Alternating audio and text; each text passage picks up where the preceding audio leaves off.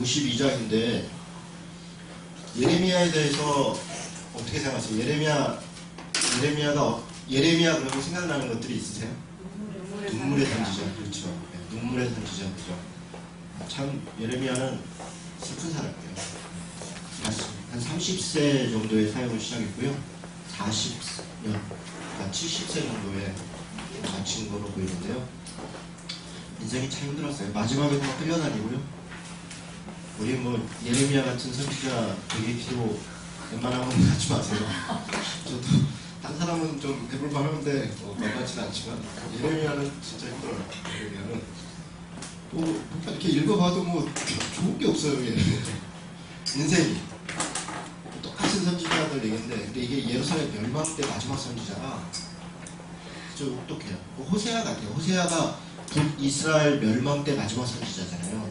호세아도 그 인생이 쉽지 않잖아요. 만만치 않잖아요. 예레미야도 그래요. 또 어떠세요? 예레미야 그러면 뭐 생각나는 장면 있으세요? 저는 그 장면 생각해요. 벌거벗고 뛰어다녔다 이런 거 있잖아요. 예레미야가 일종의 퍼포먼스인데요. 예레미야는 퍼포먼스를 많이 해요. 그러니까 그 시대에 굉장히 엄혹하고 극단적인 시대니까 자기의 어떤 극단적 행동을 통해서 이런 일을 경고하는 거예요. 지금 보면 거의 미친 사람이죠. 예. 이렇게 막 왕이 주변 나라 왕들하고 모여서 연회를 하고 있는데 거기에 막 멍에를 소 멍에 있잖아요. 이렇게 멍에 그걸 메고 이러고 막 가요. 너네들 다 이렇게 잡혀갈 거다. 막 죽으려고 그러는 거죠 사실. 그럼 가만둘 왕이 누가 있겠어요. 왕들이 이렇게 하고 있는 거. 그래서 뭐 그런 일들을 많이 해요. 그리고 하나님도 그런 명령을 하시죠. 예레미야한테 이렇게 해요. 참 안타깝고 그렇죠. 눈물의 선지자이고 그렇습니다. 자, 예레미야에 대해서 좀 살펴보겠습니다. 이름은 뜻은 여호와께서 던지신다. 이 이름부터가 참 예레미야 회겠죠. 예레미야 후 혹은 예레미야 회 되겠죠. 여호와께서 던지신다. 실제로 예레미야 선지자 자체가 좀 진짜 던져진 사람 같아요. 그렇고 이스라엘의 멸망, 이스라엘의 던지심에 대한 예고 그걸 볼 수 있어요. 그 이름 자체에서도 나타나요.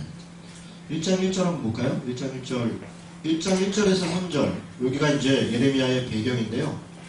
늘 말씀드리지만 1장 1절이 중요하죠. 같이 1절에서 3절까지 한번 읽어보겠습니다. 베냐민 땅 아나돗의 제사장들 중 hil기야의 아들 예레미야의 말이라. 아몬의 아들 유다와 요시야가 다스린 지 13년에 여호와의 말씀이 예레미야에게 임하였고 요시야의 아들 유다의 왕 여호야김 시대부터 요시야의 아들 유다의 왕 시드기야의 11년 말까지 곧 5월에 예루살렘이 사로잡히기까지 임하니라. 정확하게 기록되어 있죠. 이게 이제 배경인데요. 일단은 hil기야의 아들이다. 제사장의 아들이라는 얘기죠. 제사장 아들이고 제사장 가문이었고 남유다 마지막 예언자로 활동한 거죠. 이 배경을 아는 게 중요한데요. 예레미야서를 읽다 보면 좀 헷갈려요. 왜냐하면 이게 뒤죽박죽 되어 있어요. 예레미야서는 연대서로 기록되어 있는 게 아니고요. 그냥 이렇게 뭐랄까 이렇게 한 단락씩 뭔 얘기하다가 또 이렇게 또 다른 얘기하고 이런 식이에요. 그러니까 요시야 저 왕 순서가 어떻게 되냐면요. 요시야 왕부터 시작을 했다는데 요시야 아들이 여호아하스예요. 여호아하스. 이게 이제 살룸이라고도 하는데 이 사람 이름이 원래는 살룸이에요. 그리고 나서 여호아하스 다음이 여호야김. 원래는 엘리야김인데 이름을 바꿔서 여호야김이 돼요. 그리고 그 다음이 여호야긴이에요. 그리고 마지막에 시드기야예요.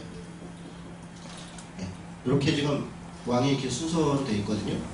근데 예레미야는 읽다 보면 요시야 얘기했는데 조금 있다가 시드기야 얘기하다가 다시 여호야김 때 얘기하다가 막 이렇게 왔다 갔다 해요. 그러니까 글을 쓰는 거에 보면 누구 왕 때 이렇게 얘기를 해요. 그러니까 우리가 일단 요 왕의 순서를 알면 아 이게 순서적으로는 이렇구나. 이렇게 그러니까 순서적으로 기록된 게 아니라 그냥 사건 혹은 이렇게 주제별로 기록되어 있다는 거예요. 그래서 이 부분을 먼저 이해할 필요가 있어요. 그래야 예레미야가 이 앞뒤가 지금 왔다 갔다 하는 것 같다 이런 느낌이 좀 들어요. 그리고 예레미야서는 처음부터 시작해서 1장부터 52장까지 쭉 일필휘주로 쭉 써나가는 게 아니고요. 본인이 쓴 것도 아니에요. 중간에 보면 바룩이라는 사람이 있어요. 바룩. 그걸 이제 제가 기록을 해놨는데요.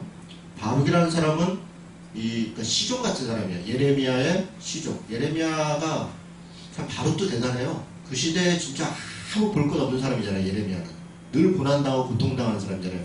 그런데 끝까지 충성하고 따라 바룩이. 그리고 처음에 예레미야가 막 이렇게 구술로 얘기하는 것을 바룩이 받아 적어요. 받아 적고 정리하는 거 보면 바룩은 굉장히 똑똑한 사람이에요. 그 시대의 지식인 같아요. 공부를 많이 한 사람 같아요. 그걸 정리해요. 그런데 여호야김 때 한번 읽었더니 예레미야 그 설을 읽었는데 여호야김이 막 신경질이 나는 거예요. 거기 써있는 게 바벨론 잡혀가라는 거거든요. 지금 너네 망할 거다. 잡혀가라. 이런 얘기를 쓰니까 여호야김이 그 칼로 그 책을 예레미야 설을 막 다 조각조각 떼갖고 불로 태워버려요. 그리고 없애버려요. 그런데 다시 또 하나님이 예레미야에게 나타나셔서 다시 기록해라. 또 바룩이 받아 적어요. 예레미야 36장 뭐 등등의 그 얘기들이 있어요. 좀 이따 보겠습니다. 바룩이 또 받아 적는데 바룩이 받아 적는 게 아니라 이제는 예레미야가 이야기하는 걸 받아 적는 게 아니라 예레미야가 했던 말을 기억하면서 다시 기록을 해요. 기억하면서 옛날에. 그러니까 바룩이 기록하면서 생각나는 거 먼저 적어요. 그러다 보니까 좀 이렇게 뒤죽박죽 되기도 하고 뒤에 52장 같은 경우는 후대에 좀 이렇게 편집돼서 들어간 것 같아요. 그러니까 내용이 좀 이렇게 좀 뜬금없는 내용이 좀 붙어 있어요. 그래서 이 예레미야서 1장에서 52장까지 다 예레미야가 썼냐? 일단 그렇지 않고요. 바룩이 썼고 예레미야가 구술했고 또 좀 들어간 게 있어요. 여러분 이런 얘기를 하면 불편해 하시는 분들이 있어요. 아니 성경이 하나님이 그냥 일필휘주로 다 썼지고 누가 쓰고 누가 편집을 하고 뭔 소리냐. 성경이 그래요. 그러니까 우리가 하나님이 성경을 영감했다. 영감, 성령의 영감으로 하나님의 감동으로 줬다라고 할 때 우리는 이렇게 그 소위 무슨 영서 쓴다는 사람도 있더라고요. 하나님의 말씀에서 뭐 썼다는데 그 뜻을 아는 사람은 자기밖에 없어요. 하여간 뭐 그런 식으로 썼나 보다 하는데 그런 게 아니에요. 그렇게 쓴 게 아니라 하나님이 이 필자들의 직업이나 지식이나 상황을 다 적절히 사용하시고 그리고 그의 특성들이 잘 나타나요. 그리고 편집하고 모으고 하는 과정에 그 모든 과정에 하나님의 개입하심이 있는 거예요. 그게 영감이에요. 만약에 그것을 우리가 믿지 않으면 이 성경을 믿을 수가 없어요. 이게 번역되고 또 사본되고 그러니까 이게 필사되고 번역돼서 또 번역되고 번역돼서 우리한테 왔잖아요. 이걸 어떻게 믿어요? 우리가 하나님의 말씀인지 원본 아니면 못 믿잖아요. 이걸 어떻게 믿어요? 근데 우리가 이걸 어떻게 믿냐? 하나님의 개입하신 그 영감이 이 모든 과정에 있다고 믿기 때문에 이 성경을 읽어도 하나님의 뜻을 아는데 거의 지장이 없어요. 제가 볼 때는 거의가 전혀 지장이 없어요. 그러니까 굳이 히브리 헬라어를 보지 않아도 우리 성경만 봐도 하나님 뜻을 아는 건 그렇게 다르지 않아요. 근데 이제 조금 더 이렇게 그 내용들을 뭐 배경이나 이런 걸 알기 위해서 히브리 헬라어를 알면 훨씬 도움이 되죠. 그러나 그걸 모른다고 해서 히브리 헬라어를 원어를 보는 사람은 더 깊은 신앙의 뭔가를 더 깨달을 수 있고 우리 성경을 보면 좀 덜하고라고 생각하는 것은 착각이죠. 그래서 그런 정도를 일단 말씀드리고요. 바룩이 정리를 했다. 자, 배경을 먼저 쭉 요 왕들 나온 김에 좀 말씀을 좀 드릴게요. 여러분 그 여호야김은 640년부터 통치했는데요. 609년까지인가요? BC로. 요시아는 대단히 훌륭한 왕이잖아요. 요시아는 개혁을 했고 이런저런 일을 했잖아요. 그것에 대해서 예레미야도 막 이렇게 지지하고 하는 부분들이 있어요. 그런데 어떤 일이 벌어졌냐면 이때는 이제 아시리아가 패권을 갖고 있는 때거든요. 아수로. 그런데 이 621년에 BC 621년에 아시리아가 바벨론한테 멸망을 당해요. 바벨론한테. 메대 바벨론의 연합군인데 정확히 얘기하면 그래서 그 다리오 왕, 다니엘이 나오는 다리오 왕은 메대의 왕이에요. 그러니까 원래 이 바벨론 누르갓슨의 이렇게 삼촌뻘 되는 사람인데 어쨌든 이렇게 메대 바벨론 연합군에서 멸망을 당하는데 이때 이 바벨론의 왕이 나보폴라살이라고 하는 왕이에요. 세계사에서도 유명한 왕이더라고요. 첫 번째 바벨론에 621년에 아시리아가 멸망을 당해요. 그런데 이 멸망당하는 나중에 엉뚱한 일이 벌어지는데 저 이집트의 당시의 왕이 누구냐면 느고라는 사람이에요. 느고. 그러니까 바로 느고 이러는데 파라오 느고라는 말이죠. 파라오라는 말이 우리로 하면 뭐 왕 호칭이잖아요. 왕. 그러니까 느고 왕 이런 말이에요. 느고가 아시리아와 물론 견제 세력이 있었지만 바벨론을 더 견제해요. 그래가지고 아시리아가 멸망당하는 걸 돕겠다고 이게 진격해서 올라가요. 여기 이집트가 이렇게 있는데 이쪽에 있고 이렇게 있는데 여기서 일로 이제 급히 아시리아를 지원하려고 올라가요. 그런데 요시아가 엉뚱한 행동을 해요. 이때 올라가는 바로 누구를 이게 무기토 평야인데 여기서 막아서요. 자기가 그랬다가 여기서 전사해요. 이게 609년이에요. 그래서 요시아가 그렇게 죽어요. 그래서 이 죽음에 대한 평가가 좀 허망해요. 뭐 열왕기서도 그렇고 역대기도 그렇고 여기도 그렇고 별로 그래서 죽었더라 이렇게 돼요. 요시아가 이렇게 좋은 왕이 609년에 죽어요. 그런데 그 다음에 문제가 벌어져요. 느고가 굉장히 화가 나죠. 자기를 막아서잖아요. 근데 올라갔다가 대패하고 내려와요. 바벨론에 대패하고 내려오면서 분풀이를 어때요? 여기다가 해요.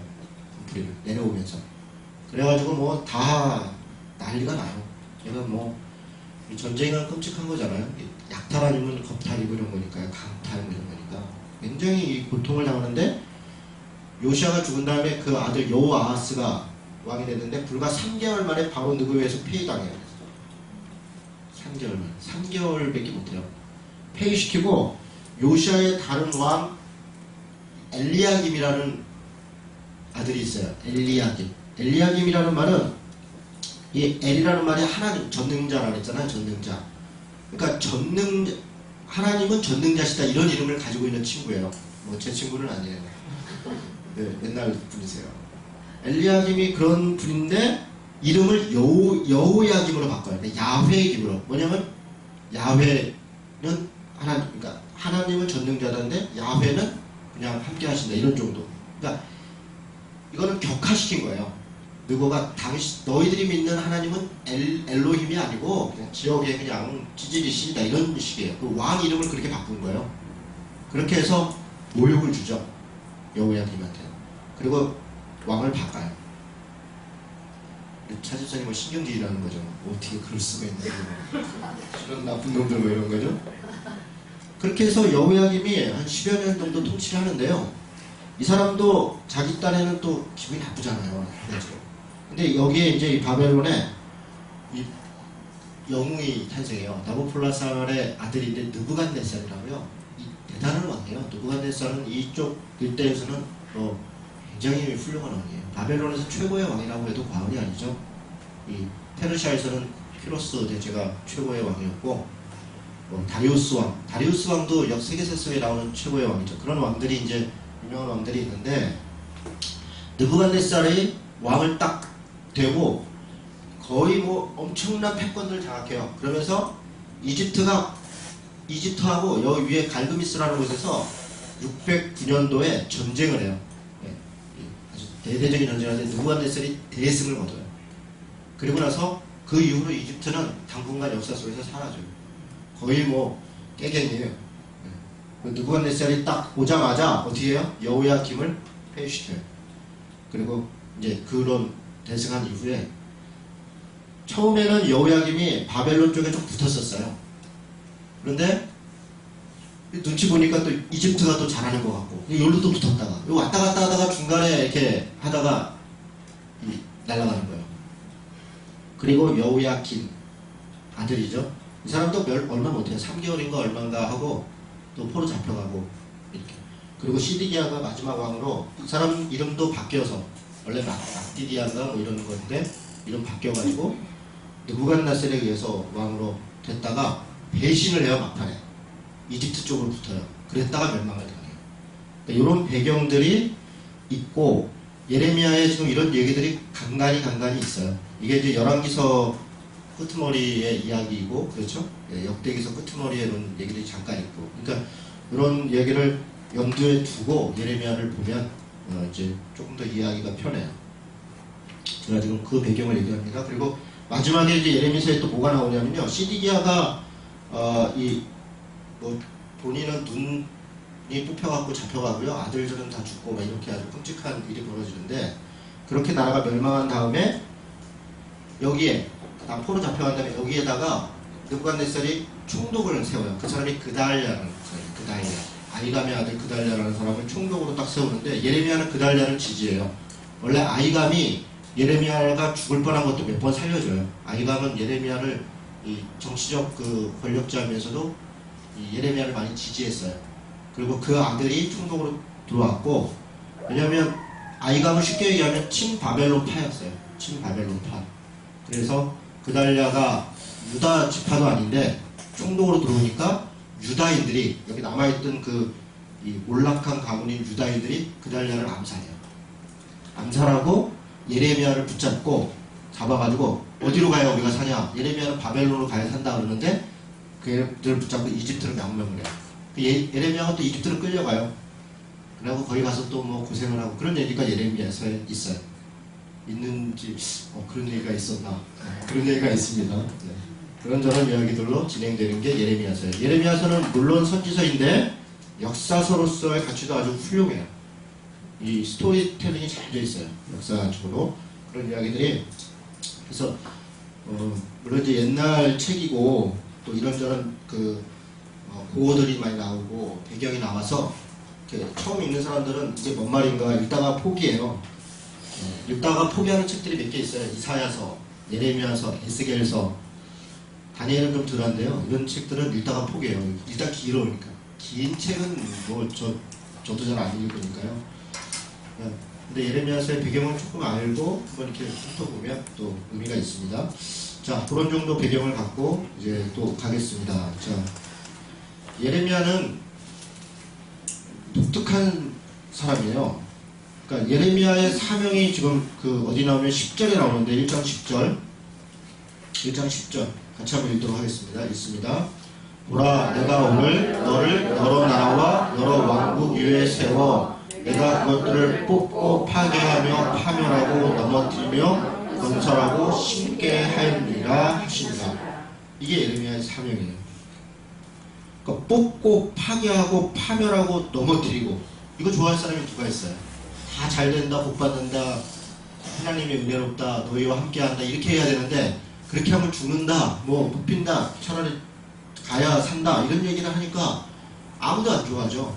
근데 물론 여기서 그치는 건 아니에요. 다시 건설하고 심고 이렇게 하는데, 사실 개혁이라는 건 그런 거예요. 우리가 최근에 이제 교회 변화가 필요하다, 개혁이 필요하다. 그런데 은혜롭게 한다. 은혜롭게 어떻게 개혁이 돼요? 뽑고 파괴하고 부수지 않으면 변화는 없어요. 그게 인류의 역사이고 실제로 성경의 가르침이 그래요. 우리가 오죽하면 개혁을 하겠어요. 오죽하면. 그냥 이렇게 조금 바꿔서 하면은 개혁이 왜 필요하겠어요? 이 협자가 이 가죽 협자인데, 이런 가죽 협자를 쓰는 이유는 잡아야 가죽이 오는 거예요. 피 흘리고 뭐 찢고 짜개고 뭐 이래야 된다는 거예요. 그래서 개혁이든 혁명이든 그렇게 쉽게 안 돼요. 그래서 그런 일에 나서는 사람들은 죽을 각오를 해야 돼요. 네, 뭐 하나님이 복 주시고 다 잘 되겠다 이런 생각으로 하면요, 그냥 코앞 풀고 뭐 해보겠다는 건데, 그렇게 되는 장사가 어디 있습니까? 그렇게 되는 건 없어요. 다 애쓰고 수고하고 대가를 치러야 뭐가 되는 거예요. 그러니까 우리 교회 개혁 운동하는 분들 중에도 너무 이렇게 공자님처럼 하려는 분들이 있어요. 그냥 몇 마디 덕담하면 알아듣겠지. 절대로 내가 그렇게 알아들을 것 같으면 그게 그렇게 됐겠어요? 그러니까 그렇지가 않아요. 네, 그렇지 않아요. 그러면 뭐 전혀 위협이 안 되면 가만 놔두죠. 조금이라도 변화가 있을 것 같고 위협이 되면 그 다음은 죽이려고 하죠. 그러니까 아무래도 내가 뭐 늘 좋은 얘기하는데 나한테 아무 말도 안 한다. 내가 아무것도 안 하고 있는 거예요, 사실은. 하나만 한 거 하고 있는 거예요. 그러니까 이 변화라는 건 이렇게 각오해야 돼요. 지금 예레미야가 그런 거 아닙니까? 뽑고 파괴하고 파멸하고 넘어뜨리고 이런 일을 하는데 40년 동안 죽을 고생을 했다는 거 아니에요. 죽을 고생을 했다는 거 아니에요. 그래서 그런 일들을 합니다. 물론 싫어하죠. 이 예레미야의 메시지의 핵심을 몇 가지만 보면요. 21장을 보겠습니다. 21장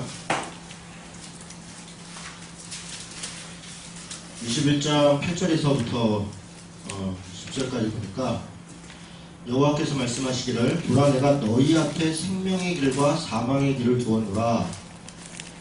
너는 이 백성에게 전하라 하셨느니라. 이 성읍에 사는 자는 칼과 기근과 전염병에 죽으려니와 너희를 애워싼 갈대아인에게 가서 항복하는 자는 살 것이나 그의 목숨은 전리품같이 되리라. 여호와의 말씀이니라. 내가 나의 얼굴을 이 성읍으로 향함은 복을 내리기 위함이 아니요 화를 내리기 위함이라. 이 성읍이 바벨론 왕의 손에 넘김이 될 것이요 그는 그것을 불사르리라. 지금 시드기야 왕 앞에 가서 하는 얘기예요. 지금 예레미야가 죽는 길과 살 길이 있는데 살 길이 뭐냐? 포로 잡혀가면 사는 것이다. 갈대아인이 바벨론이에요. 갈대아인이 지금 그렇게 이야기를 하는 거예요. 그럼 24장 한번 보겠습니다. 24장 5절부터 보니까 이스라엘의 하나님 여호와께서 이와 같이 말씀하시니라. 내가 이곳에서 옮겨 갈대아인의 땅에 이르게 한 유다 포로를 이 좋은 무화과 같이 잘 돌볼 것이다. 지금 무화과가 좋은 무화과가 있고 나쁜 무화과가 있는데 갈대아로 포로 잡혀간 게 좋은 무화과라는 거예요. 그러니까 누가 좋아하겠어요. 그러니까 8절에 보니까 여호와께서 이와 같이 말씀하시니라. 내가 유다의 왕 시드기야와 그 보관들과 예루살렘의 남은 자로서 이 땅에 남아있는 자와 애굽 땅에 사는 자들 다 나빠서 먹을 수 없는 이 나쁜 무화과 같이 버리되 오히려 남아있고 살려고 버티는 자들이 나쁜 무화과가 될 것이고 그들은 버림을 받을 것이다. 그렇게 지금 예레미야가 이야기를 하는 거예요. 27장 한번 볼까요? 27장 8절부터 보니까요. 뭐 그런 것들이 곳곳에 있는데 가다 보면 또 있습니다. 그래서 일단 27장 8절부터 보니까 나와 너 이전의 선지자들이 예로부터 많은 땅들과 큰 나라에 대하여 맞죠 지금? 28장 27장이네. 제가 지금 잘못 읽고 있죠. 뭐 어떻게 내용이 좀 이상하다 싶었는데 8절부터 보니까 여호와의 말씀이니라. 바벨론의 왕 느부갓네살을 섬기지 아니하며 그 목으로 바벨론의 왕의 멍에를 매지 아니하는 백성과 나라는 내가 그들이 멸망하기까지 칼과 기근과 전염병으로 그 민족을 벌하리라. 11절에 보니까 그러나 그 목으로 바벨론의 왕의 멍에를 메고 그를 섬기는 나라는 내가 그들을 그 땅에 머물러 밭을 갈며 거기서 살게 하리라 하셨다 하라. 여호와의 말씀이니라. 이상하죠? 네, 이상하죠. 그럼 그때 보면 포로 잡혀간 사람들한테 나중에 이렇게 보면요, 바벨론이 잘 되도록 기도하라는 거예요. 뭐 그렇게 해도 얘기해요. 그 바벨론이 잘 돼야 니네도 산다. 나라가 평안해야 너네도 살지 않냐. 원래 그 말씀 나라와 민족을 위해 기도해라 그냥 순종해라 할 때 많이 쓰는데 그게 그 맥락이 아니에요. 네. 어쨌든 지금 이 예레미야의 이 메시지를 지금 그렇지 않아도 아까 보세요. 이 양쪽의 큰 국가 사이에서 뭐 왕이 폐위되고 어쩌고 저쩌고 하는 이런 과정에 있는 그 권력자들이나 그 백성들이 좋아하겠습니까? 좋아하지 않죠. 지금 잘 된다 복 받는다 이래도 시원찮은데 지금 사내 중례 하는데 망한다? 포로 잡혀가야 한다. 이렇게 얘기를 하는 게 예레미야 얘기입니다. 근데 그렇게 이야기하는 이유가 있어요. 여기 이제 쭉 앞으로 나옵니다. 그런 얘기들을 좀 보겠습니다. 자, 제자인 바룩이 받아 적었다. 아까 제가 이런 얘기 저런 얘기 했는데 36장 4절, 23절, 27절, 32절, 45장 1절에 보면 그런 장면이 나옵니다. 바룩이 받아 적고 뭐 불태워지고 이런 얘기들이 있습니다. 나중에 또 가서 보겠습니다. 이게 구약의 1단락이다 그렇게 얘기를 했는데요. 자, 무슨 얘기를 하면 여기 보세요. 구약성경 뭐 제가 다 얘기하지는 않고요. 하나님께서 아브라함을 택하셔서 이 가나안 땅까지 해서 어쨌든 이스라엘 나라를 만드는 거잖아요. 이스라엘 나라를. 그래서 가나안의 사사기, 또 뭐 사무엘 상하, 열왕기 상하, 역대기. 역대기는 사실은 뒤에 쓰여진 책인데요. 여기까지가 뭐냐면 아브라함에게 약속했던 땅을 줄 것이다, 민족을 이룰 것이다, 나라를 세울 것이다. 그래서 여기에 이스라엘이라고 하는 나라가 가나안 땅에 세워진다고 이렇게 딱 세워지는 때가 이게 역사 속의 이야기예요. 그리고 뭐 선지자들은 거기서 이제 이러면 저러면 멸망한다 어쩌고 저쩌고 얘기를 하는데 끝까지 안 들었죠. 멸망을 했어요. 멸망하고 그 다음에 포로를 잡혀가죠. 바벨론이라고 하는 나라로 포로로 잡혀가요. 70년. 예레미야서에도 나와요. 너희가 70년 후에 회복될 것이다. 이런 얘기들을 해요. 그리고 다시 돌아와서 이 끊겼던 역사가 다시 시작이 돼요. 여기 이 시작이 에스겔이고요. 에스라서부터 다시 시작이 되는 거예요. 그래서 구약은 여기서 일단 한번 끊기고 이스라엘 역사가 포로 잡혀간 동안에 다니엘서, 에스겔서 이런 게 쓰여지는 거죠. 에스라, 느헤미야, 에스더는 여기고 말라기 이렇게 그 다음 구약의 두 번째 단락이 시작되는 거예요. 이렇게. 그래서 예레미야가 요 끄트머리를 있는 책인 거죠.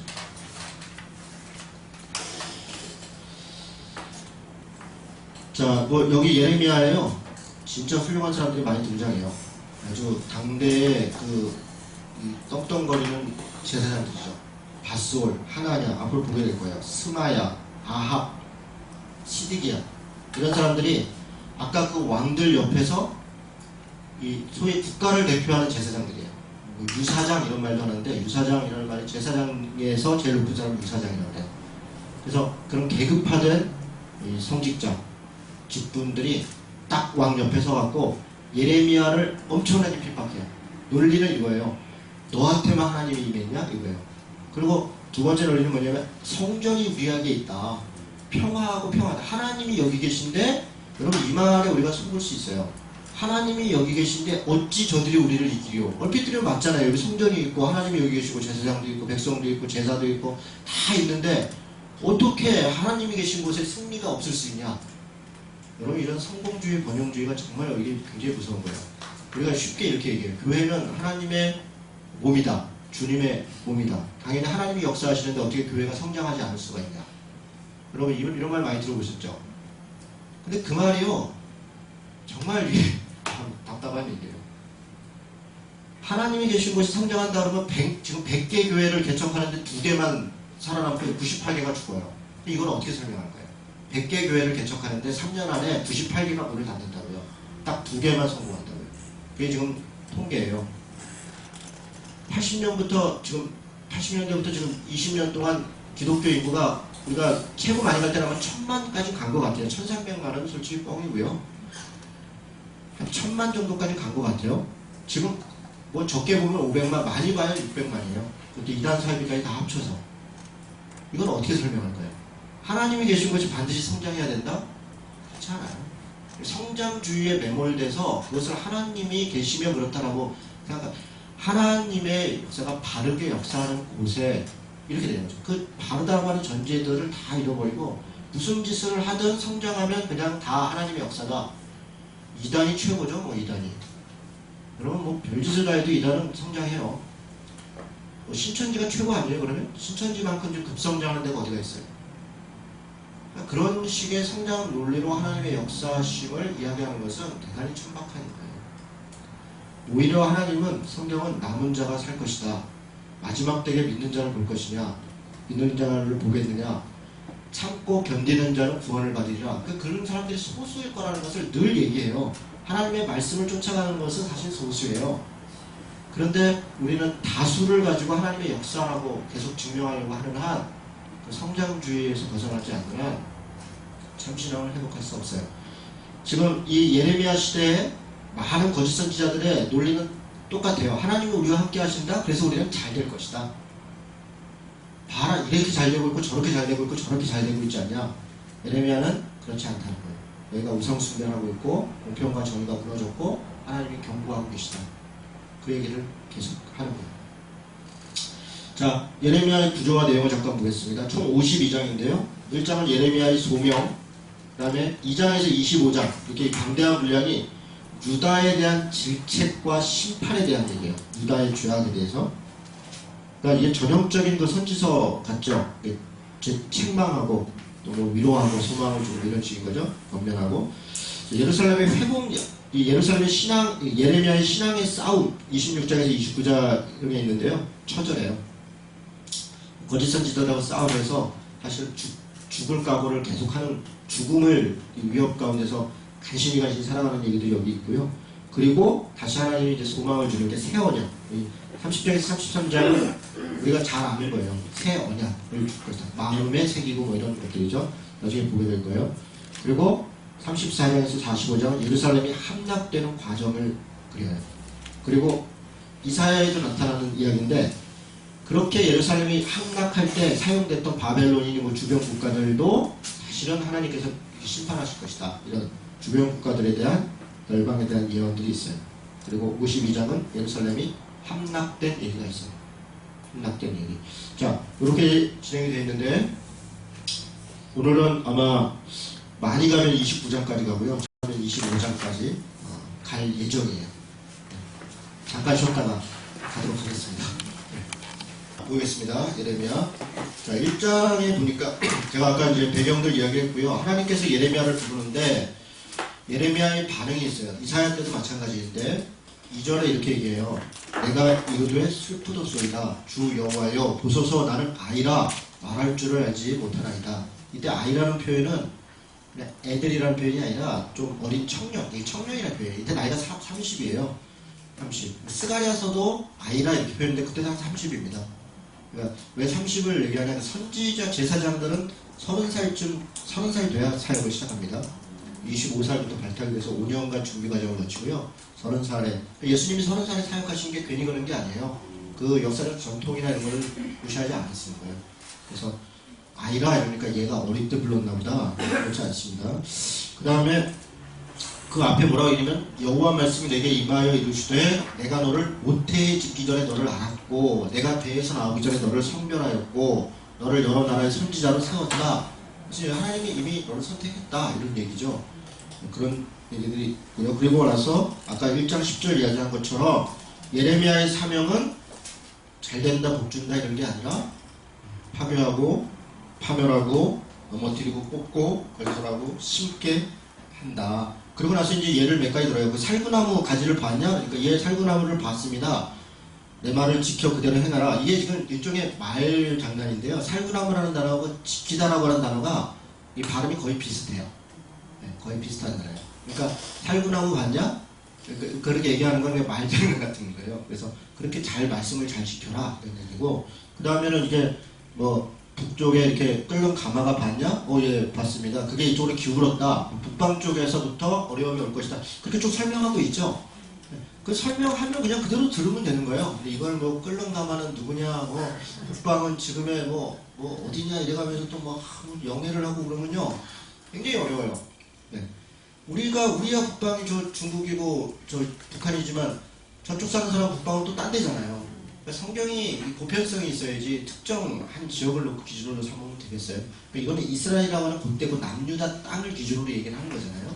그러니까 성경을 너무 지나치게 해석 안 했으면 좋겠다. 16절에 보니까 무리가 나를 버리고 다른 신들에게 분향하며 자기 손으로 만든 것들에 정하였은즉 내가 나의 심판을 그들에게 선고하여 그들의 모든 죄악을 징계하리라. 이제 예레미야에게 그 사역을 시작시키시는 거죠. 자, 2장부터 이제 유대에 대한 질책이 시작이 되는데요. 2장 2절에 보니까 가서 예루살렘의 귀에 외칠지니라 여호와께서 이와 같이 말씀하시기를 내가 너를 위하여 내 청년의 때의 인애와 내 신혼의 때의 사랑을 기억하노니 곧 씨 뿌리지 못하는 땅 그 광야의 나를 따랐습니다. 무슨 얘기입니까? 예루살렘이 처음에는 마치 사랑하는 사람처럼 결혼하는 그렇게 사랑했다는 거예요. 서로 하나님을 사랑했고 그런 관계가 있었는데 그 사랑을 버렸다. 지금 그런 얘기를 하는 거죠. 그 사랑을 버렸다. 우리도 그런 얘기 하잖아요. 첫사랑 회복해야 된다. 뭐 이런 얘기 많이 하는데 그렇게 지금 그 세월이 한 1000년 가까이 흐른 거죠. 그런 과정들을 지금 이야기를 하는 겁니다. 자, 그리고 죄악에 대해서 이야기를 하는데 이제 그 사랑을 버렸던 것들에 대해서 조상들이 어떻게 버렸는가, 죄를 행했는가. 그러니까 지금 당장의 죄 때문에 얘기하는 게 아니에요. 지금 예레미야가 예루살렘의 멸망에 대해서 이야기하는 것은 지금 당장의 너의 죄 때문에 이런 끔찍한 벌을 그게 아니라 하나님이 참고 여러 번 기회를 주고 뒤에도 보면 내가 계속 선지자를 보냈고 계속 이야기했고 했지 않았냐. 그때마다 너희들이 계속 불순종했고 이런 얘기를 계속 하세요. 그 결과로 지금 온다는 얘기를 하는 거예요. 7절에 내가 너희를 기름진 땅에 인도하여 그것의 열매와 그것의 아름다운 것을 먹게 하였거늘 너희가 이리로 들어와서는 내 땅을 더럽히고 내 기업을 역겨운 것으로 만들었으며, 그렇죠? 제사장들을 여호와께서 어디 계시냐 말하지 아니하였으며 율법을 다루는 자들은 나를 알지 못하며 관리들도 나에게 반역하며 선지자들은 바알의 이름으로 예언하고 무익한 것을 따랐느니라. 지금 여기 다 등장하죠. 제사장, 뭐 선지자, 관리, 뭐 이런 사람들이 다 부패했다는 거예요. 그럼 5장을 한번 보겠습니다. 그리고 5장 30절, 31절.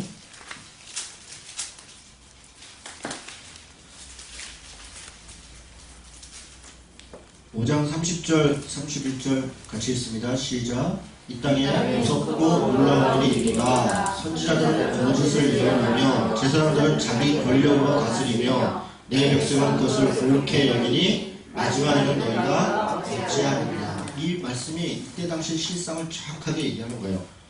이 땅에 무섭고 놀라운 일이 있다. 선지자들은 거짓을 예언해요. 여러분, 선지자들이 하나님의 말씀을 전해야 되는 사람들인데 거짓으로 예언을 한다면 이게 무슨 일입니까? 왜 거짓으로 예언하겠습니까? 이익 때문에. 입에다 뭘 물려주면 평화를 얘기하고, 입에다 뭘 안 물려주면 아주 그냥 전쟁을 할 듯이 잡아먹을 듯이 달려들어갖고 아주 그냥 껍질까지 그냥 뼈까지 우려먹으려고 하고, 이게 선지자들의 당시의 태도예요. 거짓을 예언하며. 제사장들은 자기 권력으로 다스리며. 제사장들이 무슨 권력이 있습니까? 제사장들은 심부름하는 사람 아니에요. 하나님과 백성들 사이에 하나님을 만날 수 있도록 제사하는 사람인데 권력 집단이 되었고, 그 권력으로 자기들이 제사를 좌지우지하고 이런 일들이 벌어졌다는 거예요. 내 백성은 그것을 좋게 여기니. 이게 제일 문제예요. 선지자, 제사장 타락했다. 관리들 그랬다. 오케이. 백성들이 그걸 좋게 여긴다는 거예요. 좋게 여기니 마지막에는 너희가 어찌할 거냐. 백성들은 왜 좋게 여겼습니까? 자기들에게 평화를 얘기하고 좋은 거 얘기하고. 이때 이 백성들은 가난하고 고통받는 백성들이 아니에요. 뭔가를 줄 수 있는 사람들이죠. 뭔가를 주고 대가를 받을 수 있는 사람들은 뭐 그렇게 박수치고 그렇게 살아가는 거예요. 지금 당시에 시대가 이렇게 됐다라는 얘기를 하는 겁니다. 다시 2장으로 돌아가겠습니다.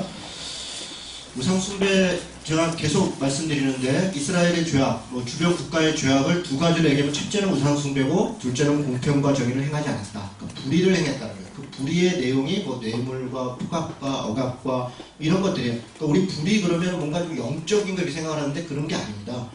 성경의 선지자들은 구체적으로 쓰고 있어요. 구체적으로 관계 속에서, 국가 가운데서 어떤 사회적 범죄들을 저질렀는지, 그래서 어떻게 사람들을 고통당하게 했는지를 정확하게 기록하고 있는데 우리는 그걸 다 소위 영적으로 해석해버린다는 거예요. 영적으로 소위. 근데 그렇지 않습니다. 그래서 내 행동을 돌아봐야 되는 거죠. 내가 지금 어떻게 하고 있는가. 그래서 이방신들을 쫓아가는 것들에 대해서 많이 얘기합니다. 11절에 보니까 어느 나라가 그들의 신들을 신 아닌 것과 바꿀 일이 있느냐. 그러나 나의 백성은 그의 영광을 무익한 것과 바꿨느니라. 내 백성이 두 가지 악을 행했는데 곧 그들이 생수의 근원되는 나를 버린 것과, 하나님을 버렸다는 거죠. 스스로 웅덩이를 판 것인데 그것은 그물을 가두지 못할 터진 웅덩이라. 웅덩이를 했다는 것은 자기 살 길을 찾았다는 거예요. 사막 지역이니까 웅덩이가 있어야 농사를 짓고 먹고 사는 거 아닙니까? 웅덩이를 팠는데 자기 살겠다고 생수의 근원인 하나님을 놓고 다른 신을 쫓았는데 그건 터지는 웅덩이다. 네, 그런 얘기죠. 비유적인 얘기죠. 20절부터 보니까 모든 높은 산 위에서와 모든 푸른 나무 아래서 너는 몸을 굽혀 행음하였도다. 이게 성적으로 타락했다 그런 얘기를 하는 게 아니에요. 이거는 우상 숭배하는 방식이에요. 그러니까 이방 당시 바알과 아세라 신의 종교적 행위는 다 성적 행위였습니다. 거의 대부분. 네, 특히 아세라는 번영의 신인데요. 그 아세라 신전에 신약 시대에도 여사제들이 있는데 다 행음하는 사람들입니다. 그게 종교적 행위예요. 호세아서가 유비가 그런 거예요. 호세아서가 얘기하는 게 그들이 호세아가 바알을 따랐다는데 행음했다는 거예요. 그런 여사제 역할을 했다. 이런 얘기예요. 자, 내가 너를 순전한 참 종자고 귀한 포도나무로 심었는데 내게 대하여 이방 포도나무의 악한 가지가 되면 무엇이냐. 그래서 이제 구체적으로 얘기해. 23절에 표현들이 사실 좀 거칠죠. 내가 없지 말하기를 나는 더럽히지 아니하였다. 바알들의 뒤를 따라가지 아니하였다 하겠느냐. 골짜기 속에 있는 내 길을 보라. 내 행한 바를 알 것이라. 발이 빠른 암낙타가 그의 길을 어지러이 달리는 것과 같았으며 너는 광야에서 익숙한 들 암나귀들이 그들의 생욕이 일어나므로 헐떡거림 같았도다. 등등등등. 그래서 25절에 내가 이방신들을 사랑하였은즉 그를 따라가겠노라 하노라. 이렇게 음란하고, 그러니까 구약 성경의 음란은 대개 우상숭배와 연결됩니다. 잠언에서도 아주 뭐 잘 얘기를 하는데요. 음란. 왜 그러냐면 그 신들의 신전 행위가 음란이었기 때문에 그렇습니다. 자, 그리고 조금 더 내려갑시다. 34절 한번 볼까요? 34절. 나머지들은 다 비슷한 얘기고요. 34절 보니까 또 내 옷단에는 죄 없는 가난한 자를 죽인 피가 묻었나니 그들이 담구멍을 뚫었기 때문이 아니라 오직 이 모든 일 때문이라. 나는 죄를 범하지 아니하였다 하였으므로 내가 너를 심판한다. 내가 아수르로 말미암아 수치를 당한 같이 또한 애굽으로 말미암아 수치를 당할 것이라. 내가 두 손으로 내 머리를 싸고 거기서도 나가리니 이제 내가 의지하는 자들을 나 여호와가 버렸다. 이때 이제 애굽으로 말미암아 수치를 당할 거다. 이게 어느 때냐면 3장 6절에 보니까 요시야 왕 때 이렇게 돼 있죠. 요시야 왕 때. 그러니까 요시야 왕 때 이집트로 인해서 고통을 당합니다. 그러니까 이렇게 이제 뒤에 가면 결국 바벨론한테 멸망하는데 뭐 이집트한테 또 수치를 당하나. 그러니까 이게 아까 그 역사의 흐름 속에서 이제 배경들이 있는 겁니다. 자, 그런 정도 이야기를 하고요. 3장에 보니까 3장 11절부터 보세요. 요시야 왕 때에 여호와께서 또 내게 이르시되 너는 배역한 이스라엘의 행한 바를 보았느냐? 그가 모든 높은 산에 오르며 모든 푸른 나무 아래에서 행음하였도다. 그가 이 모든 일을 행한 후에 내가 말하기를 그가 내게로 돌아오리라 하였으나 아직도 내게로 돌아오지 아니하였고 그의 반역한 자매 유다는 그것을 보았느냐. 지금 이스라엘을 얘기하는 거예요. 이스라엘이 멸망했잖아요. 이스라엘이 멸망했는데 그들이 행하고 그래서 멸망했는데 그걸 봤으면 유다가 그걸 봤으면 돌아올 줄 알았는데 너네도 끝까지 안 돌아오고 있느냐. 이제 그런 얘기를 하는 거예요. 그러면서 뭐라고 얘기해? 11절에 보니까 여호와께서 내게 이르시되 배역한 이스라엘은 반역한 유다보다 자신이 더 의로움이 나타났나니 너는 가서 북을 향하여 이 말을 선포하고 이르라. 여호와께서 이르시되 배역한 이스라엘아 돌아와라. 나의 노한 얼굴을 너희에게 향하지 아니하리라. 나는 긍휼이 있는 자라 노를 한없이 품지 아니하리라. 여호와의 말씀이냐. 이거는 일종의 비유 같은 건데 뭐냐면 유다의 죄악이 이스라엘보다 더하다는 거예요. 내가 이스라엘을 그런 죄악 때문에 이 아시리아로부터 멸망할 것을 했는데 지금 보니까 너네들보다 되게 훨씬 낫다. 너네를 멸망시키지 않으면 이스라엘을 다시 회복시켜야 된다. 이런 정도 후회함이 있다는 정도로 유다의 폐역함이 지금 극에 달해있다. 지금 그런 얘기를 비유적으로 이야기하는 것입니다. 자, 넘어가겠습니다. 제가 이렇게 슬슬 이렇게 내용을 보고 지나갈 테니까요. 여러분이 다시 그런 배경 속에서 읽으시면 됩니다. 4장에 보니까 이제 심판에 대해서 얘기합니다. 4장 1절에 여호와께서 이르시되 이스라엘아 내가 돌아오려거든 내게로 돌아와라. 내가 만일 나의 목전에서 가증한 것을 버리고 내가 흔들리지 아니하고 진실과 정의와 공의로 여호와의 삶을 두고 맹세하면 나라들이 나로 말미암아 스스로 복을 빌며 나로 말미암아 자랑하리라. 다시 삶의 회복을 얘기하는 거죠. 그리고서 10절에 얘기합니다. 내게야 이르되 슬프도소이다. 주 여호와여 주께서 진실로 이 백성과 예루살렘을 크게 속이셨나이다. 이르시기를 너희에게 평강이 있으리라 하시더니 칼이 생명에 이르렀나이다. 지금 이거 일종의 이게 시적 언어. 여러분 예레미야서의 거의 80%가 시적 언어입니다. 그러니까 이게 산문체, 산문시 같은 거예요. 시적 언어예요. 그래서 지금 이게 이렇게 하나님이 속였대, 뭐 평강이 칼이 이렇게 읽으시면 안 되고요. 일종의 시적 언어 표현이죠. 평화로운 줄 알았는데 이렇게 있구나 이런 얘기잖아요. 자, 18절에 보니까 내 길과 행위가 이 일들을 부르게 하였나니 이는 내가 악함이라 그 고통이 내 마음까지 미치느니라. 그래서 19절에 나팔소리와 심령의 나팔소리와 전쟁의 경보를 들음이로다. 그래서 멸망에 대해서 쭉 이야기를 하는 거죠. 5장 1절로 가겠습니다. 너희는 여기 아주 독특한 표현이 하나 있어요. 여기 같이 한번 읽어볼까요? 1절. 자, 시작. 너희는 예루살렘 거리로 빨리 다니며 그 넓은 거리에서 찾아보고 알라. 너희가 만일 정의를 행하며 진리를 구하는 자를 한 사람이라도 찾으면 내가 이 성을 용서하리라. 여러분 이 표현이 되게 독특해요. 옛날 소돔과 고모라를 멸망시킬 때는 쭉쭉쭉 내려가서 10명까지 갔다고요. 근데 지금 여기는 한 사람 찾으라는 거예요. 한 사람. 무슨 얘기야? 한 사람도 없다는 거예요.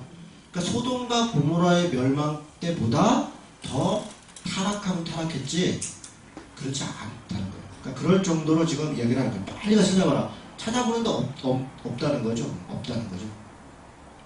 5절에 내가 지도자들이 가서 그들에게 말하리라. 그들은 여호와의 길 자기 하나님의 법을 안다 하였더니 그들도 일제히 명예를 꺾고 결박을 끊은지라.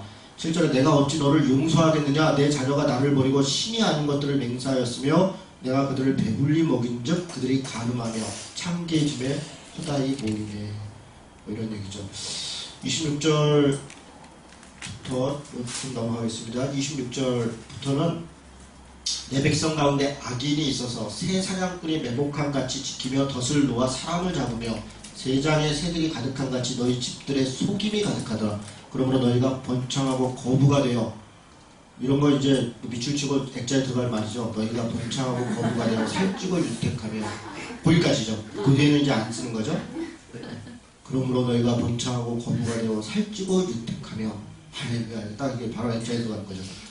행위가 심히 악하여 자기 이익을 얻으려고 송사 곧 고아와 송사를 공정하게 하지 아니하며 빈민의 재판을 공정하게 판결하지 아니하니 내가 이 일들에 대하여 벌하지 아니하겠으며 내 마음이 이 같은 나라에 보복하지 아니하겠느냐.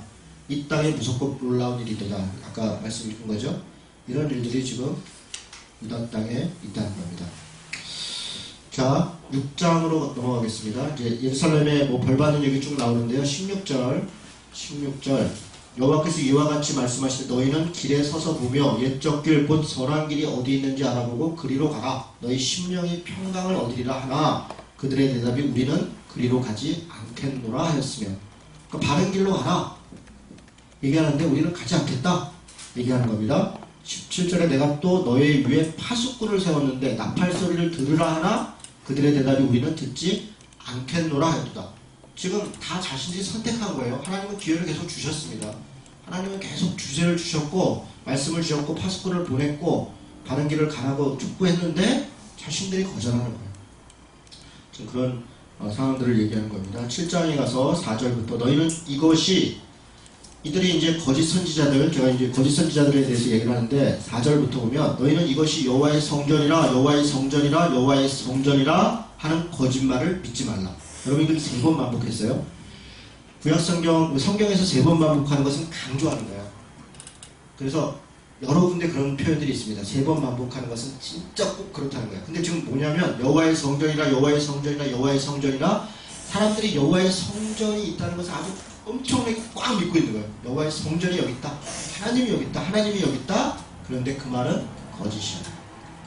너희가 만일 길과 행위를 참으로 바르게 하여 이웃들 사이에 정의를 행하며 이방인과 고아와 과부를 압제하지 아니하며 무죄한 자의 피를 이곳에 흘리지 아니하며 다른 신들을 뒤를 따라 화를 자초하지 아니하면, 여호와의 성전이 있는 것이 아니라 이렇게 하나님을 믿는 백성의 삶들을 살아가야 하면 7절에 내가 너희를 이곳에 살게 하리니 곧 너희 조상에게 영원 무궁토록 준 땅이니라. 그런데 너희가 9절에 도둑질하며 살인하며 간음하며 거짓 맹세하며 바알에게 분향하며 너희가 알지 못하는 다른 신들을 따라가며 11절에 내 이름으로 일컬음을 받는 이 집이 너희 눈에는 도둑의 소굴로 보이느냐. 보라 나 곧 내가 그것을 보았노라 여호와의 말씀이니라. 지금 거짓 선지자들은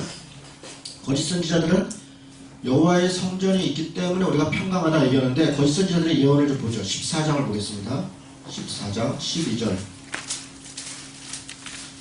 당시 거짓 선지자들이 어느 정도까지 얘기를 했는지를 몇 구절 좀 살펴보겠습니다. 14장 12절에 보니까 그들이 금식할지라도 내가 그 부르짖음을 듣지 아니하겠고 번제와 소제를 드릴지라도 내가 그것을 받지 아니할 뿐 아니라 칼과 기근과 전염으로 내가 그들을 멸할 것이다. 자, 14절을 보니까 이에 내가 막 슬프다 뭐 이런 얘기를 확실히 이렇게 얘기했더니 여호와께서 14절에 내게 이르시되 선지자들이 내 이름으로 거짓 예언을 한다. 나는 그들을 보내지 아니했고 그들에게 명령하지 않았고 그들이 거짓 계시와 점술과 헛된 것과 자기 마음의 거짓으로 너희에게 예언한다. 그러므로 내가 보내지 아니하였어도 내 이름으로 예언하여 이르기를 뭐 어쩌고저쩌고 이렇게 그들의 예언을 받은 백성은 이렇게 했는데 17절에 보니까 너는 이 말을 그들에게 이르라 내 눈이 밤낮으로 그치지 아니하고 눈물을 흘린다. 여러분 이게 되게 독특한 표현입니다. 하나님이 눈물을 흘린다 이런 표현을 하는 거예요. 이는 천여 딸 내 백성의 큰 파멸 중한 상처로 말미암아 망하니라. 그러니까 하나님이 이스라엘의 멸망을 얘기하면서도 사실 마음 편한 건 아니에요. 부모의 심정이죠. 네. 그런 마음들이 있는 거예요. 그래서 17장을 보겠습니다. 17장 1절부터 보니까 유다의 죄는 금강성 끝 철필로 기록되되 그들의 마음판과 그들의 재단불에 새겨졌거늘. 여러분 이게 표현이 독특하죠. 금강석 끝 철필. 그러니까 금강석이 굉장히 강하잖아요. 그 철필가 아주 꼭꼭 기록해. 너희 죄는 아주 분명하게 기록됐다 이런 얘기예요. 그래서 그들의 자녀가 높은 언덕 푸른 나무 곁에 있는 그 제단들과 아세레들을 생각하도다. 그리고 5절부터 보니까 여호와께서 이와 같이 말씀하시니라. 무릇 사람을 믿으며 육신으로 그의 힘을 삼고 마음이 여호와께서 떠난 그 사람은 저주를 받을 것이다. 그러나 무릇 여호와를 의지하며 여호와를 의뢰하는 그 사람은 복을 받을 것이다. 만물보다 9절입니다. 거짓되고 심히 부패한 것이 마음이다. 누가 능히 이를 알리오마는 나 여호와의 심장을 살피며 폐부를 시험하고 각각 그의 행위와 그의 행실대로 보응하나니 불의로 치부하는 자는 자고 새가 낫지 아니한 알을 푸는 것 같아서 그의 중년에 그것이 떠나겠고 마침내 어리석은 자가 되리라. 이 23장을 보겠습니다. 23장 9절 선지자들에 대한 말씀이라. 이건 이제 거짓 선지자들에 대한 하나님의 경고예요. 이 땅에 간음하는 자가 가득하도다. 13절에 보니까 내가 사마리아 선지자들 가운데 우매함을 보았나니 그들은 바알을 의지하고 예언하여 내 백성 이스라엘을 그릇되게 하였고 내가 예루살렘 선지자들 가운데도 아까 사마리아는 북이스라엘이죠. 그런 거짓 선지자들이 있어서 그 나라가 그렇게 멸망의 길로 갔는데 지금 예루살렘에도 선지자들 가운데 가증한 일을 보았나니 그들은 간음을 행하며. 여러분 선지자가 간음을 행하며 이 표현도 되게 끔찍한 거 아닙니까?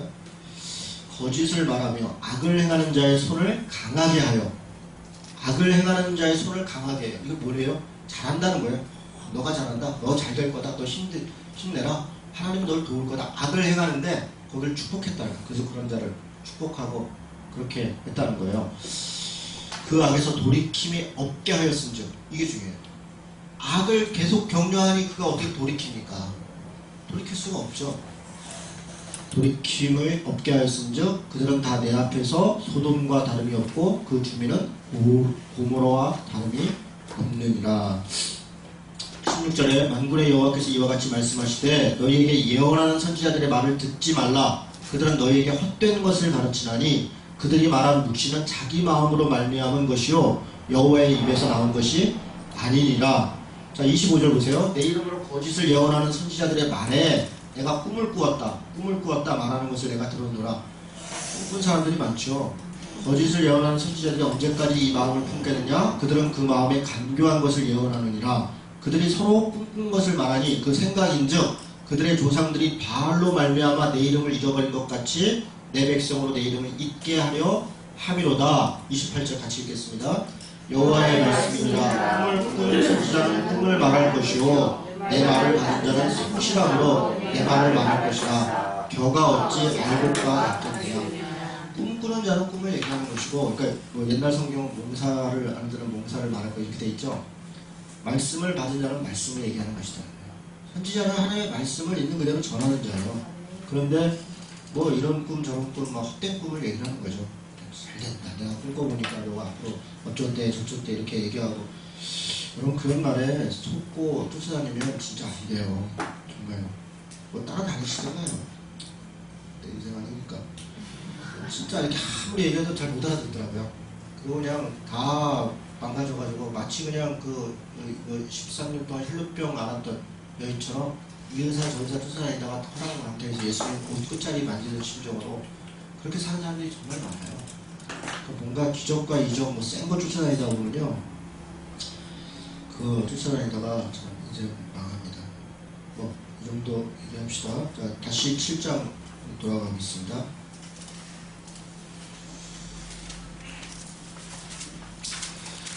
(30절부터) 보니까 우상숭배의 모습이 어느 정도 심각했냐. 당시에 여호와께서 말씀하시되 7장 30절입니다. 유다 자손이 나의 눈 앞에 악을 행하여 내 이름으로 일컬음을 받는 집에 그들의 가증한 것을 두어 집을 더럽혔으며, 그러니까 내 이름으로 일컬음을 받는 집이 뭐냐면 여호와의 성전이에요. 그 성전에다가 우상숭배 단지들을 막 두고 이럴 정도로 했다는 거죠. 그리고 흰놈의 아들 골짜기에 도벳 사당을 건축하고, 도벳은 이제 일종의 그 우상인데 흰놈의 골짜기가 아골 골짜기예요. 그러니까 그 예수님의 그 골고다 언덕의 그 이쪽에 있는 골짜기, 여기 보세요. 이걸 뭐 계시록에도 나오는데, 그러니까 게헨나, 지옥을 게헨나라고 그러는데요. 게헨나, 이게 골짜기라는 거예요. 그 죽음의 골짜기 이런 말인데, 그게 흰놈 골짜기를 연상시키는 거예요. 이렇게 예루살렘이 있고, 여기가 베들레헴이 있고, 이 예루살렘이 산이잖아요.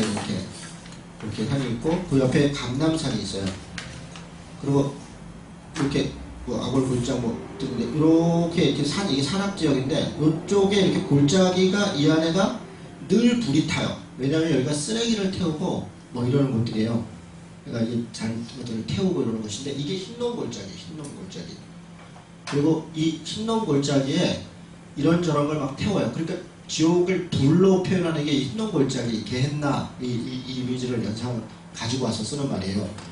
근데 여기에다가 뭘 지금 불살랐다냐면 자녀들을 불에 살란다니.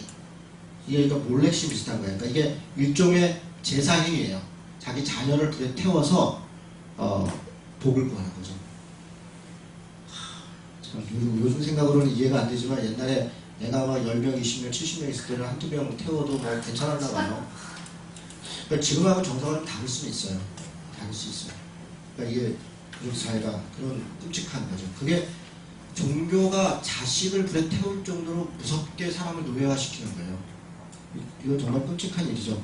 흰놈의 아들, 그래서 불에 살라니 내가 명령하지 아니하였고 내 마음에 생각하지도 아니한 일이니라. 근데 지금 이걸 바치면서 이 문맥상은 뭐냐면 하나님께 한다라고 했다는 거예요. 지금 여호와의 가증한 신전에 우리가 다른 신을 섬긴다, 저분이 더 세다가 아니라 하나님을 섬긴다는 방식으로 자기 자식을 불에 태우고 그를 아무 문제를 여기지 않았다는 거예요. 그만큼 혼합주의가 강하게 있었고, 이 풍요와 번영 이런 것들이 아주 가득 차 있는 것을 얘기하는 거죠. 그러므로 여호와께서 말씀하시니라, 날이 이르면 이것을 도벳이라 하거나 흰놈의 아들의 골짜기라 말하지 아니하고 죽음의 골짜기라, 이게 아골 골짜기라는 말입니다. 죽음의 골짜기라 말하리니 이는 도벳에서 자리가 없을 만큼 매장하기 때문에, 자리가 없을 만큼 매장했다. 그럼 그리고 이게 이제 에스겔에서 그 죽어있는 뼈다귀들아 나와라 할 때 그 에스겔 골짜기가 또 이 골짜기예요. 이게 여기가 다 그 같은 골짜기예요. 다 거기 죽음이 있는 곳이고, 전쟁에 막 시체도 버리고 뭐 쓰레기도 태우고 하는 곳이에요. 그 죽음의 장소들에 하는 것입니다. 자, 7장 이제 계속 지금 우상 숭배가 어느 정도로 심각했냐를 얘기하는데요. 8장 1절에 보니까 여호와의 말씀이니라, 그때 사람들이 유다 왕들의 뼈와 그의 지도자들의 뼈와 제사장들의 뼈와 선지자들의 뼈와 예루살렘 주민의 뼈를 그 무덤에서 끌어내서 그들이 사랑하며 섬기며 뒤따르며 구하며 경배하던 해와 달과 하늘의 묵별 아래에서 펼쳐지게 하리니 그 뼈가 거두이거나 묻히지 못하면 지면에서 분토가 될 것이며, 이 악한 민족에 남아있는 자, 물은 내게 쫓겨나서 각처에 남아있는 자들이 사는 것보다 죽는 것을 원하니라. 지금 무슨 얘기냐면요, 우상 숭배가 어느 정도까지 극치를 갔냐면, 죽은 선지자, 뭐 유명하다는 사람, 그런 뼈를까지도 캐내서 그걸 섬겼다는 거예요. 우리도 그렇죠. 우리도 그래요. 옛날에 뭐 유명한 사람 뭐 이렇게 그런 게 다 사실 혼합주의예요. 무슨 성자, 뭐 누구한테 기도하면 뭐가 어떻고, 막 예수님의 무슨 성배를 막 뭘 어디를 만지면 뭐가 난다는 등, 뭐 무슨 마리아가 뭐 어쩔 때는 좀 애를 뭐 점지해준다는 등, 그러니까 뭔가 이거 옛날에 뭔가 그런 걸 막 이렇게 쫓아다니는 거예요. 신령하다는 것들을. 심지어는 뼈다귀까지 끓여가지고 뭔가 하나 얻어 못 가지고 그랬다는 거예요. 그러니까 당시에 우상숭배가 뭐 우상숭배였다고 그렇게 멸망까지 시키죠. 그런 정도가 아니에요. 지금 그런 얘기를 구구절절 하시는 거예요. 그 정도로 심각했고, 이게 하루아침에 있었던 게 아니라 계속 있었다는 것을 얘기하는 겁니다. 8장 18절 보니까 슬프도다 나의 근심이여 어떻게 위로를 받을 수 있을까, 내 마음이 병들었도다. 지금 누구냐면 예레미야예요. 예레미야가 이런저런 현상을 보고 하나님의 말씀을 전하는데 자기들 마음이 편하게 되잖아. 자기도 너무 괴로운 거예요. 하나님의 말씀을 전하고 뭔가를 얘기를 독한 말을 하는데 그게 또 자기한테 너무 힘든 거예요. 그래서 그것 때문에 갈등하고 여러분 그래서 그 신약에서 제레미야 현상, 그러니까 예레미야 현상을 뭐라 하냐면 나중에 보면 이제 예레미야가 막 하나님을 원망하기도 하고 자기가 전해야 되는데 전하고 나서 하나님을 막 원망해. 아니 이럴 수가 있습니까? 하나님 이렇게까지 하십니까? 왜 나한테 이렇게 원망하는 뭔가를 막 원망하는 것을 신약에서 예레미야 현상이라고 해요. 제레미야 현상. 그럴 정도로 여기 안에는 예레미야라고 뭐 독한 말 할 때 늘 편한 게 아니에요. 그 때문에 늘 괴롭고 힘들고 그런 거예요. 독한 말 하는 건 어렵습니다. 독한 말 해보시면 알아요. 욕도 많이 먹고요. 잠도 잘 안 와요. 네, 그렇죠. 9장 1절에 보니까 어찌하면 내 머리는 물이 되고 내 눈은 눈물 근원이 되고 죽임을 당한 딸 내 백성을 위하여 주야로 울리로다. 눈물의 선지자가 이런 것 같아요. 예레미야가 계속 울고 그 때문에 괴로워하고 아파하고 그랬다는 거죠. 그 장에 넘어가겠습니다. 23절부터 보니까 저는 뭐 개인적으로 23, 24절이 저희 집 가문이에요. 가문인데 참 제가 개인적으로 좋아하는 말씀인데요. 23, 24절 같이 읽겠습니다. 시작. 여호와께서 이와 같이 말씀하시되 지혜로운 자는 그의 지혜를 자랑하지 말라. 용사는 그의 용맹을 자랑하지 말라. 부자는 그의 부함을 자랑하지 말라. 자랑하는 자는 이것으로 자랑할지니 곧 명철하여 나를 아는 것과 나 여호와는 사랑과 정의와 공의를 땅에 행하는 자인 줄 깨닫는 것이다. 나는 이 일을 기뻐하노라. 여호와의 말씀이니라. 하나님이 뭘 기뻐하시는가? 뭐 지난번에 미가서에서도 천천의 수양이나 만만의 강수로 무슨 제사를 드리고 뭘 할까? 사람아, 하나님이 내게 원하는 것은 인자를 사랑하고 사람을 사랑하고 겸손히 내 하나님과 함께 행하고 그리고 그와 함께 동행하는 것이 아니냐. 뭐 이런 말씀 비슷한 거죠. 지금 뭐 지혜 자랑하지 마라, 의사 자랑하지 마라, 부자 자랑하지 마라. 자랑할 건 딱 두 가지인데 하나는 하나님 내가 아는 것 잊지 않고 하나님이 나를 택해 주신 것 그거 자랑하고 두 번째는 사랑과 정의와 공의. 이게 옛날에는요 인애와 공평과 정직이라고 돼 있었어요. 혹시 개역 한글판 있으세요? 그렇게 돼 있죠? 인애와 공평. 그래서 저희 집 가문이 인애와 공평과 정직이거든요. 근데 개역 개정에서 바뀌었네. 그래가지고 근데 원래 그게 인애가 헤세드고요. 공평 미슈파트고 제다크. 그러니까 히브리어는 헤세드와 미슈파트와 제다크 같은 단어예요. 사랑과 정의와 공의. 정의와 공의 이렇게 돼 있는데 공평과 정의 이렇게 돼 있는 거죠. 그래서 제가 제일 좋아하는 말이고 우리 아이들한테 이제 맨날 우리 집 가문은 인애와 공평과 정직이다 이렇게 하면서 이제 얘기를 하죠. 근데 뭐 그런가 보다. 많이 바뀌어가지고 이거 바꿔야 되나. 사랑과 정의와 공의는 근데 별로 좋은 번역이 아니에요. 왜냐면 공의라는 말 자체가 공평과 정의라는 말을 합친 거거든요. 그러니까 앞에 정의가 있고 또 공의가 있으니까 중복된 표현이라 저는 그냥 인애와 공평과 정직은 원래 좀 잘못돼요. 정직이 아니라 사실 정의인데 인애와 공평과 정의인데 그렇게 아니면 그런 의미입니다. 좋은 말씀이죠. 자 넘어가겠습니다. 자, 10장에 뭐 우상에 대한 얘기들 뭐 있고요. 10장에 보니까 우상 다 무익한 거다 그런 얘기 하는 거예요. 우상의 가르침은 없었고 나무 짝대기고 뭐 그런 얘기를 하는 거고요. 11장에 보니까 이제 언약을 파괴하는 유다 이런 얘기가 있어요. 너희는 이 언약의 말을 듣고 유다인과 예루살렘 주민에게 말하라. 그들에게 이르기를 이스라엘 하나님 여호와께서 이와 같이 말씀하시되 이 언약의 말을 따르지 않는 자는 저주를 받을 것이다. 이 언약은 어떤 언약이냐? 내가 너희 조상들을 새풀모 이집트 땅에서 이끌어내던 날에 그들에게 명령한 것이라. 곧 내가 이르기를 너희는 내 목소리를 순종하고 나의 모든 명령을 따라 행하라. 그리하면 너희는 내 백성이 되겠고 나는 너희의 하나님이 되리라. 지금 무슨 얘기를 하는 거예요? 시내산 언약을 얘기하는 거예요.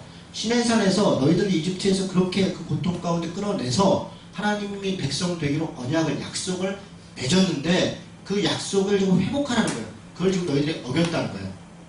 9절에 보니까 여호와께서 내게 이르시되 유다인과 예루살렘 주민 앞에 반역이 있도다. 그들이 내 말 듣기를 거절한 자기들의 선조의 죄악으로 돌아가서 다른 신들을 따라 섬겼은 즉 이스라엘 집과 유다 집이 내가 그들의 조상들과 맺은 언약을 깨트렸도다. 언약을 누가 깨트렸어요? 백성들이 깨뜨린 거예요. 이스라엘이 깨뜨린 거예요. 하나님은 언약을 깨뜨리지 않았어요. 하나님은 끝까지 지키고 가요. 말라기서에 가면 하나님이 다시 기회를 주세요. 그리고 그런데 끝까지 언약을 배신해요. 이게 이스라엘의 죄악이죠. 14절에 그러므로 너는 이 백성을 위하여 기도하지 말라. 이 또 끔찍한 얘기입니다. 지금 아까도 그 예레미야가 너무 고통스럽잖아요. 마음에 번뇌가 있잖아요. 그러니까 하나님께 이 백성을 위해서 기도하는 거야. 하나님 이 백성이 그래도 회복되게 하시고 다시 한번 기회를 주시고, 그런데 그때마다 몇 번을 반복해서 너는 이 백성을 위해 기도하지 말라. 그들을 위하여 부르짖거나 구하지 말라. 그들이 그 고난으로 말미암아 내게 부르짖을 때 내가 그들에게 듣지 아니하리라. 그들에게서 듣지 않을 것이다. 이게 7장 16절에도 있고요. 11장 14절에도 있고 14장 11절에도 있고 27장 18절에도 있고 똑같은 말씀이 있어요. 그러면 요즘 우리 이제 한국교회를 놓고 많은 분들이 그러니까 이 똑같은 말을 해요. 한국교회가 지금 몰락해 가고 있거든요. 그런데 그걸 안타깝죠. 그런데 그게 하나님 우리가 좀 회복돼서 더 많은 사람이 예수 믿게 해서 이렇게 기도하는 게 더 많이 해야 된다. 이렇게 얘기하는 사람이 정말 많아요. 그러니까 더 망하고 바닥을 봐야 벌써 다시 시작한다. 이런 거예요. 그만큼 부패했다는 거예요. 그만큼 부패해서 이 상태에서 다시 회복된다는 것은 상처 위에다가 그냥 치유하지 않고 위에다 이렇게 옷을 덮어 입는 거예요. 그냥 가린 거예요. 근데 피가 배어 나오죠. 이렇게 배어 나오죠. 옷도 버리는 거예요. 그러니까 이걸 골문 데를 하려면 째야 된다는 거예요. 째고 수술을 해야 된다는 거예요. 그렇게 완전 바닥까지 가야 된다. 이렇게 얘기하시는 분이 정말 많아요. 저는 그게 맞는 것 같아요. 지금 예레미야한테도 그렇게 얘기하는 거예요. 기도하지 말고. 그러니까 기도하지 말라는 게 뭐 그런 게 아니라 회복, 그걸 위해서 기도하는, 그럼 뭐 반창고 붙이는 식으로 기도하지 말라는. 근데 지금 이제 한국교회가요, 우리 지금 이 교회가 위기다, 이건 누구나 다 알고 있어요. 누구나 다 알아요. 대학생들을 대상으로 조사를 하니까요, 대학생 중에 예수 믿는 사람, 옛날에는 대학생들이 더 많았어요. 어른들보다. 지금은 4%, 5%. 미전도 종족이에요. 4%면. 대학생들 중에 예수 믿는 사람 찾기가 어렵다는 거예요. 대학생들을 대상으로 종교에 대한 신뢰도를 시사인에서 조사를 했는데, 3분의 1밖에 안 되는 거 아니에요. 기독교가 28.1%인데 대학생만 하면 26%밖에 안 돼요. 기독교를 신뢰한다. 다른 종교가 50%, 60% 이렇게 나오는데요. 그럼 무슨 얘기예요? 기독교인들도 기독교를 신뢰하지 않는다는 대학생들. 그러니까 쉽게 얘기해서 우리 집 아들이 다른 데 가서 나 예수 믿는다는 소리 안 하는 거예요. 창피하니까. 너 교회 다니, 아유 그냥 놀러가, 그냥 이렇게 정도 얘기하지. 나 예수 믿는데 너도 예수 믿을래? 이런 얘기는 진짜 요즘 찾아보기가 어려워요. 제가 20일날 명지대학교 가서 강의를 하는데요. 그 친구들이 처음에는 전도 집회를 하려고 했대요. 그래서 이제 전도 집회를 하려고 이제 대상자를 이렇게 강사를 염두에 두고 있다가 이제 조사를 한 거예요. 명지대학교 학생들 대상으로 기독교에 대해서 어떻게 생각합니까? 그랬더니 완전 뭐 세금이나 내라, 너네 똑바로 해라, 뭐라 등등등 얘기가 막 너무 많은 거야. 그래서 거기 준비하는 친구들이 생각을 바꿨어요. 이 전도 집회에다가 욕먹겠다고 오지도 않고. 그래서 되게 미안해. 저를 강사로 해서 하여간 기독교의 이런저런 얘기를 좀 문답식으로 좀 해달라고. 그래서 제목이 응답하라 기독교예요. 응답하라 기독교. 이게 지금 현실이에요. 근데 교회들이 지금 기독교, 개독교가 있다, 안티가 있다, 그러니까 우리가 더 열심히 전도해야 된다. 이렇게 해법을 찾는단 말이에요. 더 열심히 전도해야 된다. 근데 그렇게 해서 안 돼요. 정말이에요. 그 물론 전도해야 되지만, 그걸 뭔가 교회에 대한 이미지를 만회하기 위해서 전도하는 게 아니라, 교회에 대한 이미지는 회개하고 돌이키는 데서 만회되는 거예요. 돌이켜야 되는데, 자기의 죄를 인정해야 되는데, 그건 다 싸매놓고, 그냥 좋은 얘기하고, 소위 선풀 운동 같은 거 해서 기독교에 대해서 좋은 막 얘기하고 그런 거 하면 될 거라고 생각하는데 착각이에요. 예레미야한테도 얘기를 하는 거예요. 이 백성을 위해 기도하지 말아라. 이거 안타까운 얘기죠. 안타까운 얘기예요.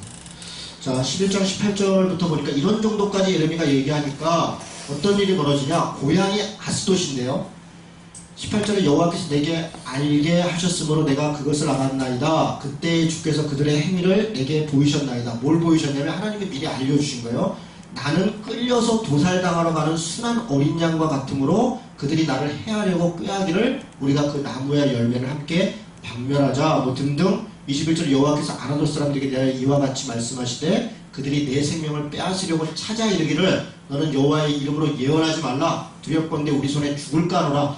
고향 사람들이 예레미야를 죽이려고 찾아다녔다는 거예요. 너 더 이상 너 그딴 소리 하고 다닐래? 너 그러다 죽어. 예수님이 나사렛에 갔을 때 고향 사람들한테 죽을 뻔했잖아요. 사실은 뭐 언덕에서 밀라 그러는데 예수님이 그래서 좀 도망 나오신 거잖아요. 똑같죠. 고향 사람들이, 왜냐면 고향 사람들도 입장이 난처해요. 예레미야가 돌아다니니까 고향 사람들이 야, 저 아들 단속 좀 잘해. 여기저기서 얘기하는 거야. 너네 그러다가 니네 마을 다 떼맞댄다 이렇게 되는 거예요. 그게 참 무서운 거예요. 나는 내가 고통당하는 애인데 내 가족, 뭐 이런데 그렇게까지 압력이 오기 시작하는 거예요. 이런 압력에 그 속에서 예레미야는 또 얼마나 고민이 많았겠습니까?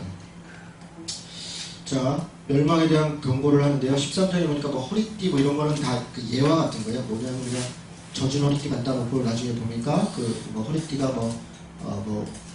여기 보니까 바리틈에 감춰놓고 뭐 갖고 오니까 이게 띠가 썩어버렸다. 그러니까 이렇게 너네도 망할 것이다. 이런저런 그런 얘기를 하는 거예요.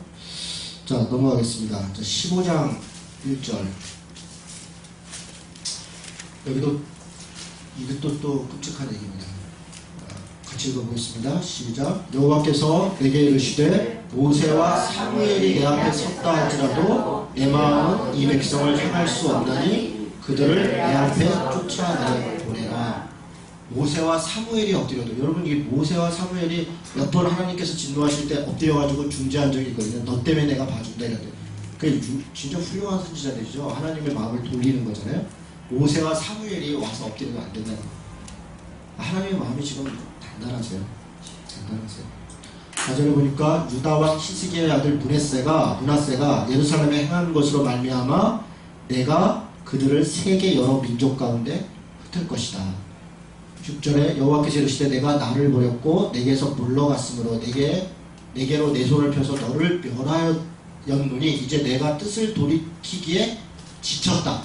여러분 이 지쳤다라는 단어가요, 나라고 하는 히브리 단어인데 이게 아주 뭐냐면 여기도 제가 써놨는데 기진하고 지치고 긴절이 가는, 그러니까 그냥 지쳤다 이 정도가 이게 하나님이 지금 쓰시는 표현이에요. 내가 기진하고 진절이가 나고 더 이상 뭐 완전히 그냥 보기도 싫고 뭐 그런 거예요.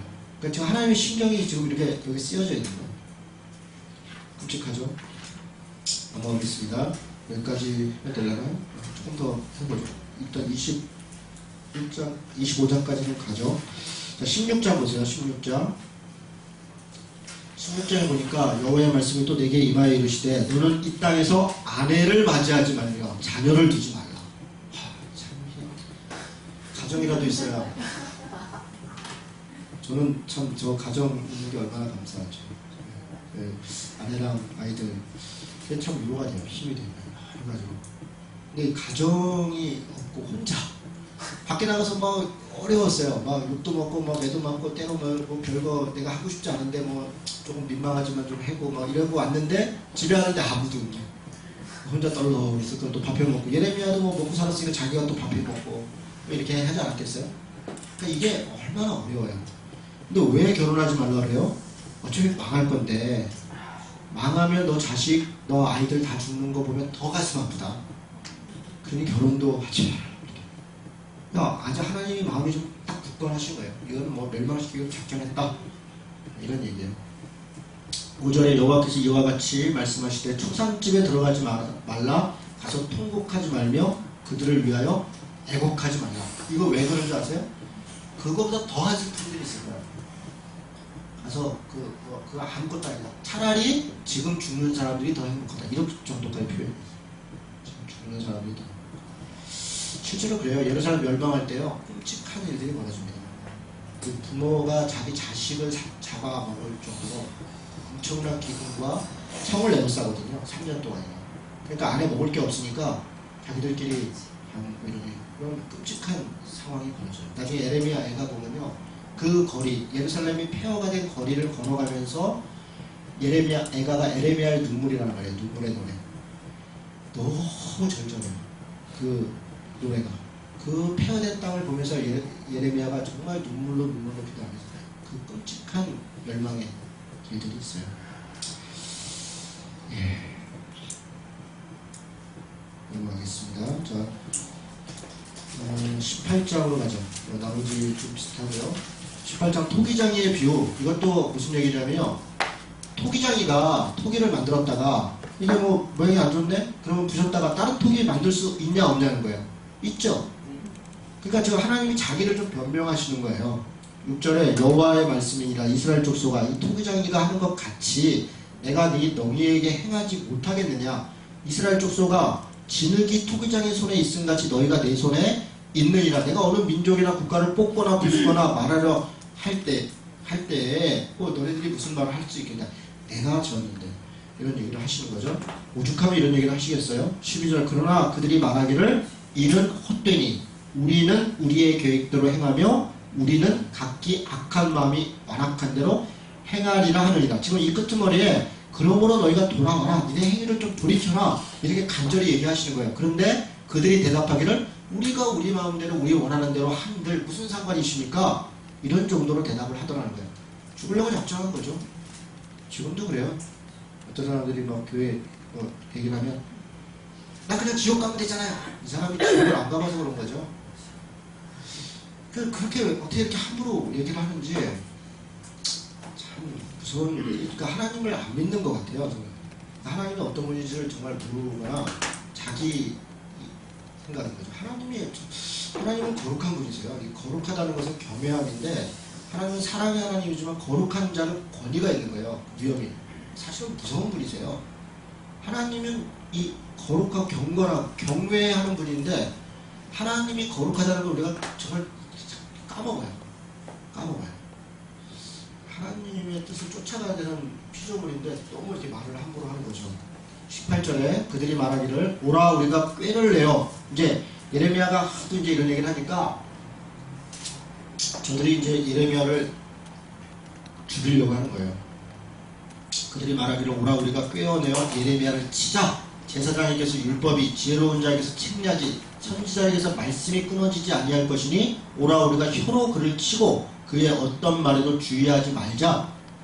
이들은 지금 굳건하게 믿는 거예요. 제사장 있다, 선지자 있다, 뭐 다 있는데 예레미야만 뭐 말 안 하고 뭐 막아도 우리는 뭐 좋다. 이렇게 지금 백성이 저를 좋게 여기니 너희가 결국은 어찌하려느냐. 지금 그런 거예요. 20절 여호와여 그들이 나를 죽이려 하는 계략을 주께서 다 아시오니 그 악을 사하지 마시옵소서. 그들의 죄를 주의 목전에서 지우지 마시고 그들을 주 앞에서 넘어지게 하시되 주께서 노하시는 때에 이같이 그들에게 행하옵소서. 예레미야가 기도합니다. 예, 그렇죠.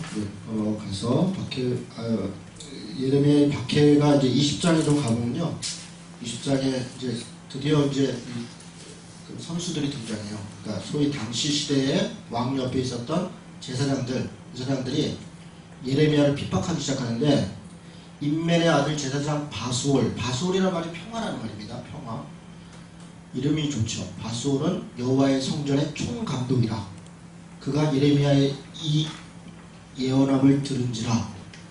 이에 바수올이 선지자 예레미야를 때리고 여호와의 성전에 있는 베냐민 문 위층에 목에 씌우는 나무꼬랑으로 채워두었더니, 그러니까 성전 한 구석에다가 목에 뭘 씌워가지고 가둬놨다는 거야. 다음날 바수올이 예레미야를 목에 씌우는 나무꼬랑에 풀어주매 예레미야가 그에게 이르되 여호와께서 내 이름을 바수올이라 하지 않고 마골 및 사빕이라 하시라. 이건 두려움이란 말이야. 두려움. 평화가 사라졌다. 그러니까 너가 이제 고통을 당할 것이다, 이런 얘기죠. 바수올 나중에 바로 죽습니다. 7절에 보니까 여호와의 주께서 나를 권유하심으로 내가 그 권유를 받았사오니 주께서 나보다 강하사 이기셨으므로 내가 조롱거리가 되니 사람마다 종일토록 나를 조롱하니이다. 내가 말할 때마다 외치면 파멸과 멸망을 선포함으로 여호와의 말씀으로 말미암아 내가 종일토록 치욕과 모욕거리가 됨이니이다.